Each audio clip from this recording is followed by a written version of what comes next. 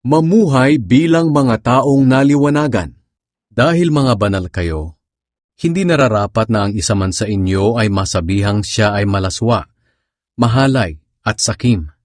At hindi rin nararapat na marinig sa inyo ang mga malalaswa o walang kabuluhang usapan at masasamang biro. Sa halip maging mapagpasalamat kayo sa Diyos. Tandaan ninyo, walang taong mahalay, malaswa ang pamumuhay, at sakim ang mapapabilang sa kaharian ni Kristo at ng Diyos. Sapagkat ang kasakiman ay tulad din ng pagsamba sa mga Diyos-Diyosan. Huwag kayong padadala sa walang kabuluhang pangangatwiran ng iba tungkol sa masasama nilang gawain, dahil galit ang Diyos sa mga suwail. Huwag kayong makikibahagi sa ginagawa ng mga taong ito. Dati namumuhay kayo sa kadiliman, pero ngayon ay naliwanagan na kayo, dahil kayo ay nasa Panginoon na.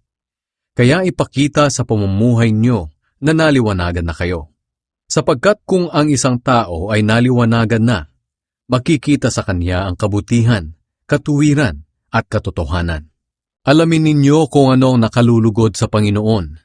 Huwag kayong makibahagi sa mga walang kabuluhang gawain ng mga taong nasa kadiliman. Sa halip ipamukha nyo sa kanila ang kasamaan nila.